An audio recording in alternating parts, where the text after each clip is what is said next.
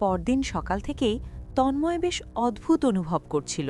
বাড়ির সবাই ব্যস্ত, কিন্তু তন্ময়ের মাথায় বারবার সেই লাল চোখওয়ালা ছায়ার কথা। তার দাদু খেয়াল করে বলল, রাতে কিছু দেখেছিস? মুখটা শুকনো কেন? তন্ময় কিছু বলতে গেলেও মনে পড়ল, যদি সে বলে বাড়ির লোক তাকে পুকুরে যেতে দেবে না। গ্রামে অন্ধকার নেমে এলো। হঠাৎ লোকেরা দেখতে পেল পুকুরের ওপর দিয়ে মৃদু নীল আলো ঘুরছে। গ্রামের বয়স্করা বলল, এটা ভালো লক্ষণ নয়, কেউ নাকি ফিরে এসেছে। তন্ময় তার ঘরে একটা শব্দ শুনল। দরজার পাশে কিছু পড়ল। দরজা খুলতেই সে দেখল একটা কাগজ মাটিতে।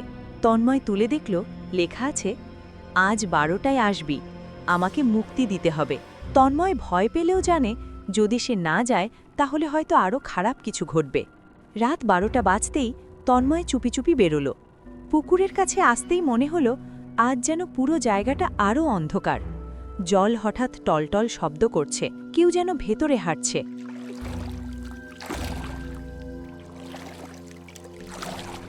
তন্ময় কাঁপতে কাঁপতে বলল, কে ওখানে? কে আছেন? চারপাশ নিস্তব্ধ। হঠাৎ তার সামনে উঠে এলো সাদা চোখওয়ালা সেই ছায়া। মুখে কোনো অভিব্যক্তি নেই। সে বলল, তুই এসেছিস, আমাকে মুক্তি দিতে সাহায্য কর। তন্ময় কাঁপতে কাঁপতে জিজ্ঞেস করল, আপনি কে এবং আমাকে চান কেন? ছায়াটা ধীরে ধীরে বলল, আমার নাম নিশিগন্ধা। বহু বছর আগে এই পুকুরের মালকিন ছিল নিশিগন্ধা। সে খুব ভালো ছিল, কিন্তু গ্রামের লোভী কিছু লোক চাইতো পুকুরটা দখল করে ফেলতে। একদিন রাতে তারা নিশিগন্ধাকে জোর করে পুকুরে ফেলে দেয়। কেউ তাকে বাঁচাতে পারেনি। তারপর থেকে মাঝে মাঝে পুকুরে সাদা চোখওয়ালা ছায়া দেখা যায়। নিশিগন্ধা তন্ময়কে বলল, তুই প্রথম সত্য খুঁজে বলার চেষ্টা করেছিস, তাই তোকে ডাকলাম। নিশিগন্ধা বলল, আমায় মুক্তি দিতে হলে যে লোকেরা আমাকে হত্যা করেছিল তাদের সত্য সবাইকে জানতে হবে। তন্ময় বলল, কিন্তু আমি জানবো কিভাবে? নিশিগন্ধা ইশারা করে বলল, পুকুরের তলায় একটি লোহার বাক্স আছে, সেখানেই সব সত্য লুকানো আছে। পুকুর হঠাৎ টলটল করতে লাগল। নিশিগন্ধা বলল, সাবধানে, কেউ চাইছে না তুই সত্যটা জানতে পারিস। হঠাৎ জল ছিটকে ওপরে উঠে এলো একটা বিশাল ছায়া। পুরো দেহ একদম কালো, চোখ লাল। নিশিগন্ধা তন্ময়কে ঠেলে বলল, দৌড়ো, এটা পুকুর রক্ষক, এটা সত্য প্রকাশ হতে দেবে না। তন্ময় দৌড়াতে শুরু করল। ছায়ারক্ষক তন্ময়ের পিছনে দৌড়াচ্ছে। তন্ময় দৌড়াতে দৌড়াতে হাঁপিয়ে পড়েছিল। ঠিক তখন মদন মামা কোথা থেকে এসে লাঠি নিয়ে চিৎকার করল। তন্ময়, এদিকে আয়।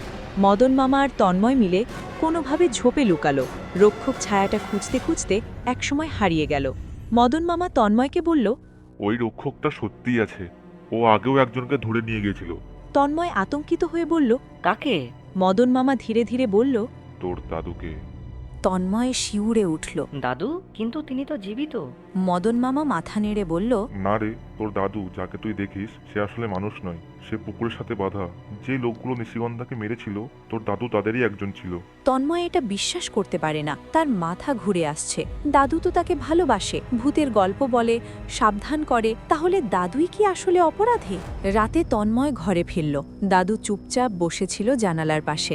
দাদু তাকিয়ে বলল, তুই পুকুরে গিয়েছিলি, আমি জানি। তন্ময় ভয় পেয়ে গেল। দাদু এগিয়ে এসে ধীরে বলল, তোর জানার অধিকার আছে, তবে শোন সত্যটা। দাদু গভীর শ্বাস নিয়ে কথা শুরু করল। হ্যাঁ, আমি ছিলাম সেই রাতে, যে রাতে নিশিগন্ধা মারা গেল, কিন্তু আমি তাকে মারিনি। তন্ময় অবাক। দাদু বলল, আমি তখন তরুণ ছিলাম। গ্রামের কিছু লোভী লোক নিশিগন্ধাকে আঘাত করে জলে ফেলে দেয়। আমি থামাতে চেয়েছিলাম, কিন্তু পারিনি। সেই থেকে আমি পুকুর রক্ষা করি, যাতে সেই ভুল আর কেউ না করে। তন্ময়েরও চোখ ভিজে উঠল। হঠাৎ পুকুর থেকে এক ভুতুড়ে শব্দ আসতে লাগলো। দাদু ফিসফিস করে বলল, নিশিগন্ধা এসেছে, আজ সব শেষ হবে। তন্ময় আর দাদু দুজনেই পুকুরে গেল। পুকুরে গিয়ে তারা দেখল সাদা চোখওয়ালা নিশিগন্ধা দাঁড়িয়ে। তার মুখে শান্তি।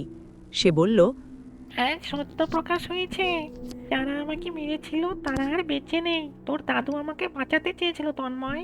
তন্ময় অবাক হয়ে দাদুর দিকে তাকালো। দাদুর চোখে জল।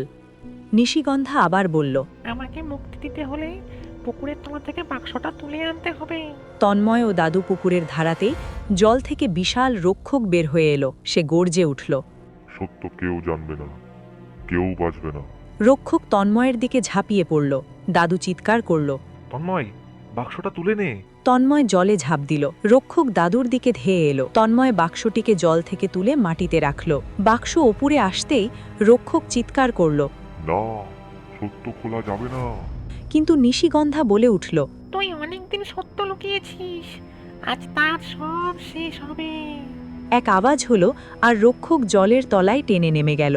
বাক্স খুলে দেখা গেল ভেতরে নিশিগন্ধা পুরনো জাল, তার ডায়েরি আর তার মৃত্যুর সত্যি লিখা চিঠি। সে হেসে বলল, তুই আমাকে মুক্তি দিলি তন্ময়, এখন আমি শান্তিতে যেতে পারবো।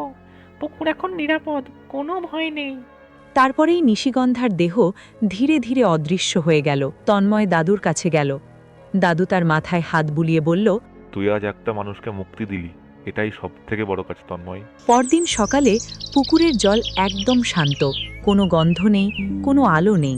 গ্রামের লোকজন বলল, এত শান্ত নীলতারা পুকুর আমরা কখনো দেখিনি। তন্ময় শুধু হাসল। সে জানে মেছো ভূতের গল্প এখানেই শেষ এবং আজ থেকে পুকুর সত্যিই মুক্ত।